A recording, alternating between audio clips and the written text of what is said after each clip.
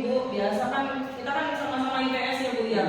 Mungkin ibu-ibu merasa nggak kalau minat belajar anak itu pasti kurang ya di kelas, terus bosen, gampang bosen gitu Pak. Apalagi kalau udah masuk materi sejarah ya, kayaknya ngantuk mereka itu gitu. Ya gimana? Kalau menurut Bapak ibu-ibu ada permasalahan yang sama nggak di kita?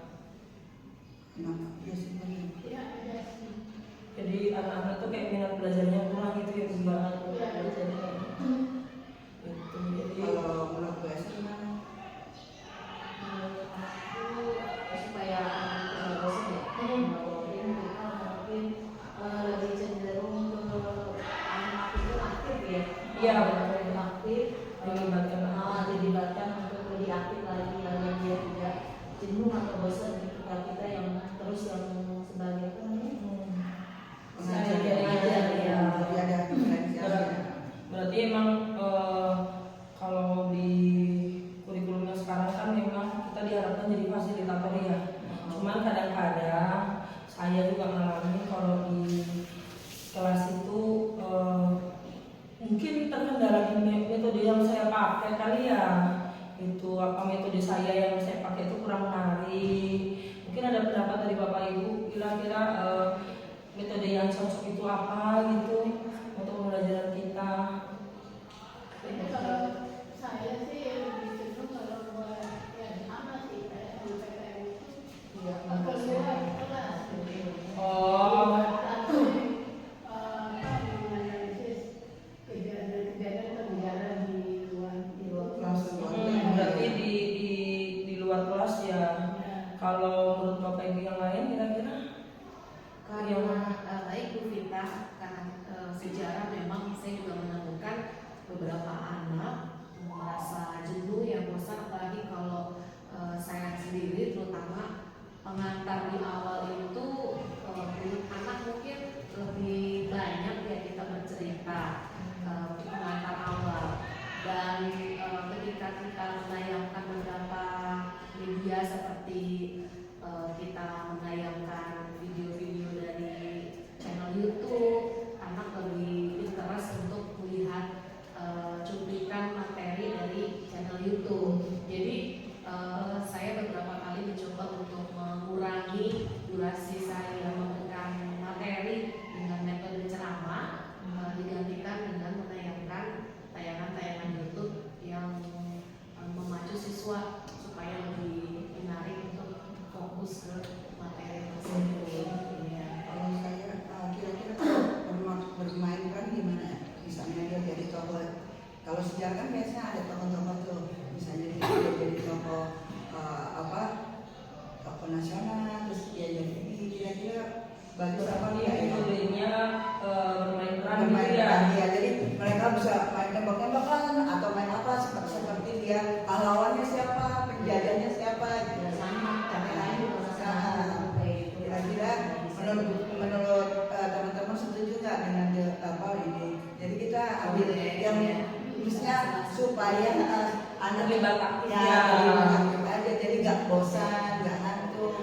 Tapi kalau misalnya kita bermain peran nih, kira-kira ada kendala atau tantangan yang bisa kita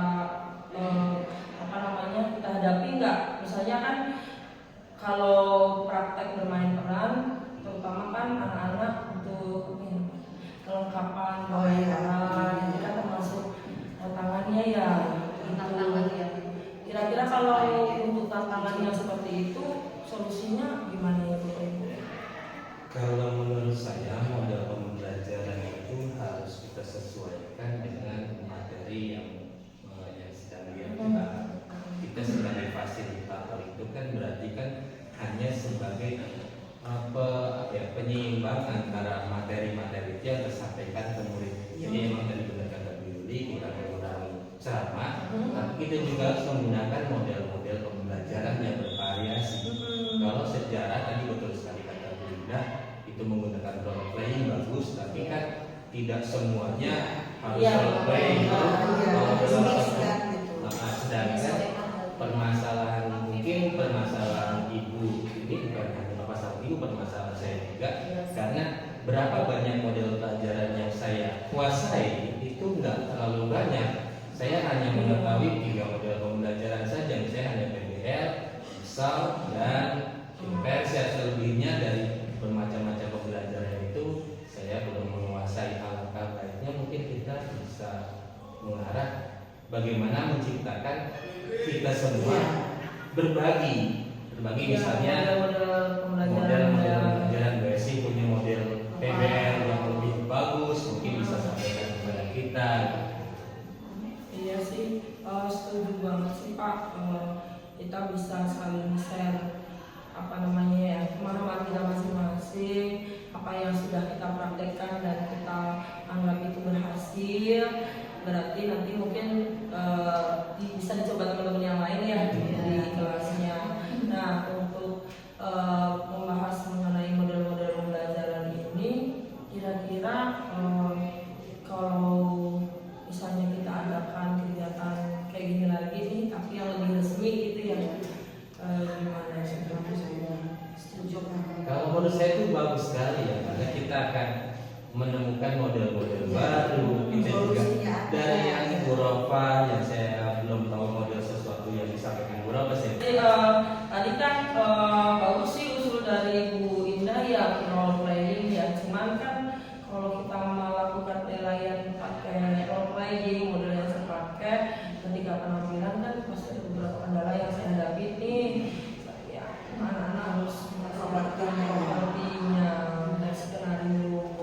Nah, menurut Bapak Ibu ada solusi nggak yang bisa saya terapkan supaya kalau misalnya kita pakai role playing enak nih gitu. Kalau untuk role playing memang membutuhkan anak-anak itu sudah paham duluan. Ya. Bagaimana kalau kita misalnya membuat skenario kriteria skenario kejadian itu anak-anak yang kita lihat sudah memiliki pemahaman bagus, kita perankan misalnya kalau kisah di Ponorogo siapa yang jadi pangeran Ponorogo sudah kita rencanakan sebelum kita mengajar. Berarti teks skenario-nya Sudah kita kita rencanakan. Orang-orangnya sudah Sudah kita kita tetapkan. Nah, pas pembelajaran anak itu dia sudah paham, padahal teman-teman yang lain belum. Itu bagaimana? Bisa sih Pak, bagus usulnya. Mungkin ada bagus banget, cuman ada tambahan nggak Bapak Ibu? Ya mungkin kalau untuk propertinya seadanya aja. Kalau kita misalnya ada dan kita mungkin tidak di dalam kelas, kita bisa seperti kita ini di WA grupnya. Jadi kita untuk anak-anak yang punya idol itu bagaimana ini. Jadi tidak harus mas pembelajaran, tapi kita harus intens kepada anak-anak gitu. Jadi hubungan ke yang ada. Bisa juga kita memanfaatkan perpustakaan supaya anak membaca lebih banyak tentang tokoh-tokoh yang Nah, betul ya. Untuk ininya. Berarti kalau kayak gitu mungkin nanti ketika saya menjalankan pembelajaran saya tetap butuh bantuan Bapak Ibu ya. Saya minta bantuan Bapak Ibu karena kan ini nanti juga kita akan pakai bersama-sama ya dari kelas yang kita ampuh dan cuman saya masih ini sih Bu apa namanya ya, kira-kira kalau misalnya menggunakan teknik bermain peran itu menurut Bapak Ibu bisa efektif untuk pembelajaran. Saya untuk menjawab efektif tidak efektif itu kan di kelas. Saya punya ide nih, gimana saat ini mengajar kami lihat. Ya. Kita Boleh ya, observasi ya. Jadi kami juga belajar dari guru ya. Oke, Langsung ya Pak ya. Iya. Secara langsung boleh sih, saya Nggak nggak bisa. masalah. kita terapkan ya. Oke. Saya Kapan dulu pelajaran besok ya? Besok Pak. Oke, siap. Jadi apa namanya malam ini nanti saya siapkan untuk rencananya ya sama skenario nya. Mungkin nanti anak-anak kan mereka juga bisa improvisasi kali ya untuk apa namanya tantangan mengenai properti dan kita seadanya yang punya anak aja tadi ya dari sekolah. Ya udah gitu aja mungkin ya. Berarti Bapak Ibu besok berkenan nih Insya Allah. observasi di kelas saya ya. Bukan observasi ya, Pak, kami belajar. Belajar. Kami Karena belajar kami dari mengobservasi Iya. apa kelebihan yang sudah saya miliki, apa kekurangannya nanti kita bisa ya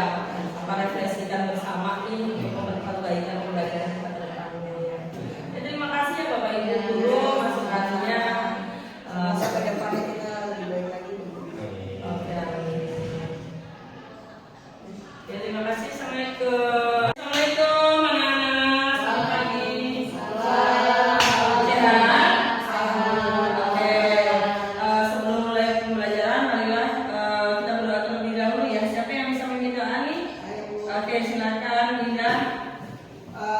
Teman-teman, mari kita berdoa sebelum melakukan aktivitas. Berdoa dalam hati, mulai. Selesai. Memberi salam. Assalamualaikum warahmatullahi wabarakatuh. Waalaikumsalam warahmatullahi wabarakatuh. Alhamdulillah ya, kita masih diberi kesempatan hari ini untuk mengikuti pembelajaran. Tapi hari ini ada yang nggak masuk nggak? Masuk semua Bu. Oh, alhamdulillah. Berarti kita patut bersyukur ya, kita benar-benar diberikan kesehatan sama Allah sehingga kita bisa masuk. Tapi nanti kalau memang ada yang kurang sehat, bisa sampaikan ke Ibu ya. Ya, Gitu. Oke, hari ini kita melanjutkan materi minggu yang lalu. Masih ingat kemarin? Oke, hari ini kita buat kesepakatan belajar dulu ya. Oke, yang kesepakatan yang pertama nanti Bu sampaikan beberapa. Kalau memang ada yang kurang setuju atau perlu kita ganti ya. Yang pertama seperti biasa, kalian harus bisa fokus mengikuti kegiatan pembelajaran. Bisa? Bisa. Oke. Yang kedua, yang ingin ke belakang harus izin terlebih dahulu ya. Itu bisa? Oke. Kemudian yang ingin minum boleh, tapi kalau untuk makan kita tunggu istirahat ya. Oke. Dan kalau memang ada yang kurang sehat dan kurang nyaman, mungkin perlu ke belakang atau butuh obat, nanti sampaikan ke Ibu. Nah, yang penting kalian bisa fokus. Bisa? Bisa. Oke, kita masuk ke materi ya. Nah, masih ingat materi yang kemarin? Membahas mengenai perjuangan melawan masa penjajahan? Bisa. Ya, Pergerakan ya, Bu, ya? Iya, pergerakan kemerdekaan ya. Masih ingat beberapa tokoh awal pergerakan kemerdekaan siapa saja? Oh, Budi Utomo, benar. Ya, itu salah satu yang memicu kebangkitan Indonesia ya, mulai dengan pembentukan organisasinya. Kemudian siapa lagi tokoh yang masih ingat? Oh, Dr. Wahidi, benar. Siapa lagi? Dihajar lewat Ya, Tuan benar. Salah satu bapak pendidikan kita ya, yang merupakan pelopor pendidikan di Indonesia bagi kalangan pribumi. Nah, oke, materi kita hari ini lanjutkan. Kita akan melanjutkan materi yaitu mengenai usaha kemerdekaan, persiapkan kemerdekaan Indonesia. Nah, tujuan pembelajaran kali ini anak-anak bisa lihat di papan tulis. Ibu berharap setelah kegiatan pembelajaran kalian bisa menjelaskan usaha-usaha persiapan kemerdekaan yang dilakukan oleh bangsa Indonesia. Kemudian kalian juga nanti diharapkan bisa praktik nih, praktik simulasi dengan menggunakan metode role playing. Diharapkan kalian benar-benar bisa memahami situasi yang terjadi pada saat awal kemerdekaan. Nah, sebelum kita mulai pembelajaran, itu akan kalian video nih gambaran situasi persiapan kemerdekaan itu bagaimana membentukkan PPKI.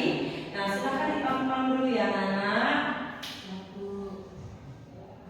Oke, setelah kalian menonton video tadi, ada yang ingin menyampaikan pendapatnya nih, apa yang kalian refleksikan dari video tadi? Ya, silakan, Linda. Pembentukan PPKI tanggal berapa ya Bu? Tadi saya lupa. Ada yang mau nambahkan PPKI dibentuk tanggal berapa? Bu Eropa. Ya, Bu Linda mau cerita tentang PPKI, tapi lupa PPKI-nya dibentuk tanggal berapa? Kalau salah 29 April ya. Ada yang tadi pengen menambahkan ya? PPKI dibentuk bulan Maret. Bulan Maret ya. Ya, ceritakan. Apa yang terjadi pada saat pembentukan PPKI tadi?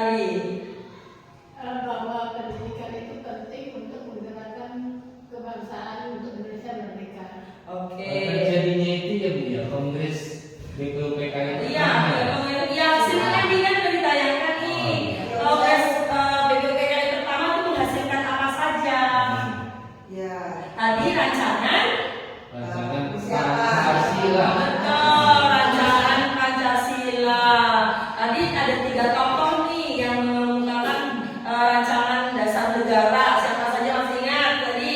Insinyur Soekarno. Insinyur Soekarno, Ya. Tadi mana? Rajiman, dan Satu lagi lupa Bu. oke. Nah, nanti kita akan coba gali lagi ya lebih mendalam materi ini. Nah, kita akan menggunakan metode role playing ya. Karena tadi sudah Ibu sampaikan, kita akan bermain peran nih, menggambarkan situasi pada saat Kongres BPUPKI yang pertama. Nah, silakan kalian perhatikan, ini adalah contoh skenario yang akan kita pakai pada saat nanti kalian role playing. Nah, terus yang sebelah sini ini adalah siapa yang memerankan siapa. Nanti Yogi memerankan Insinyur Soekarno, Yes, Yogi. Juli memerankan Rajiman Wijayadiningrat, dan Rova memerankan Dr. Sutomo, ya. Bisa? Kemudian nanti yang lain sebagai anggota kongres yang ikut berkontribusi pada pembentukan Piagam Jakarta. Oke? Bisa? Nah, Langsung aja. oke, Bapak Ibu, gimana tadi udah menyaksikan saya ngajar ya? Kira-kira ada yang mau masukan diberikan kepada saya nggak? Refleksi kegiatan saya tadi?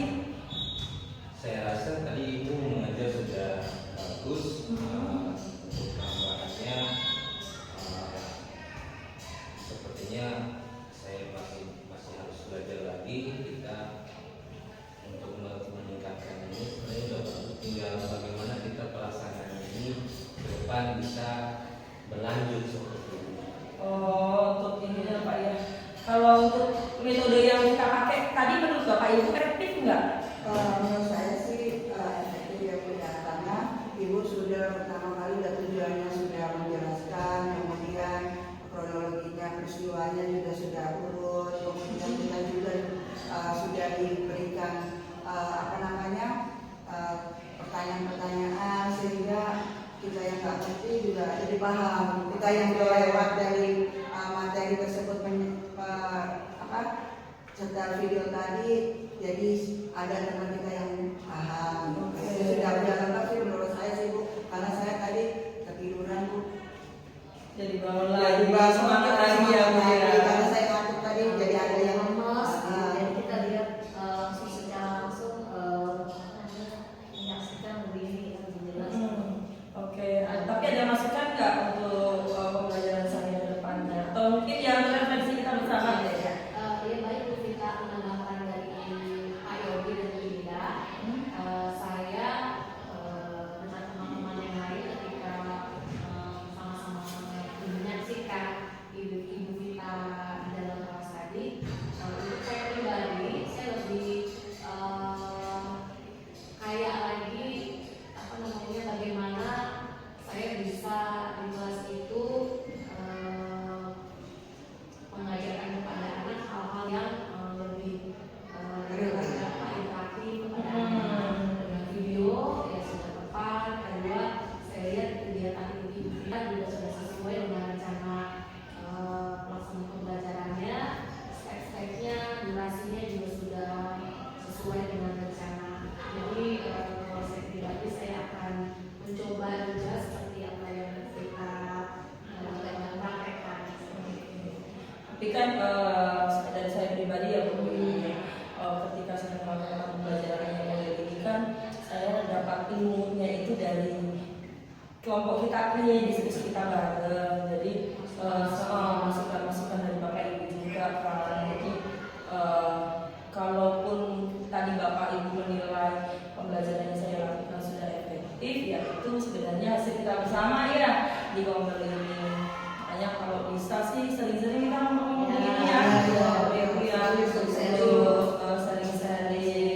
Ya mungkin masalah yang saya ini kan di pembelajaran, ya mungkin Bapak Ibu punya masalah yang lain yang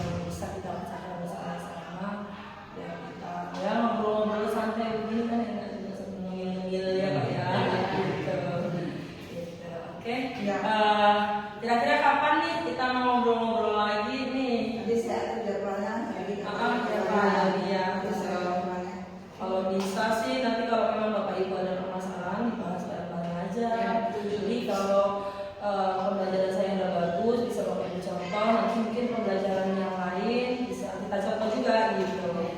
Oke, sih gitu aja. Terima kasih banyak ya Bapak Ibu ya sudah membantu memecahkan permasalahan saya.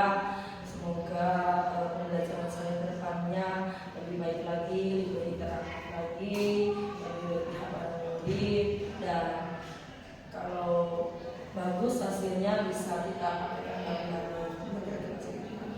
Oke, kalau dari saya sekian aja. Mungkin ada tambahan dari yang lain? Sudah cukup. Terima kasih banyak ya Bapak Ibu ya. Sama-sama kita, terima kasih. Yes, Assalamualaikum.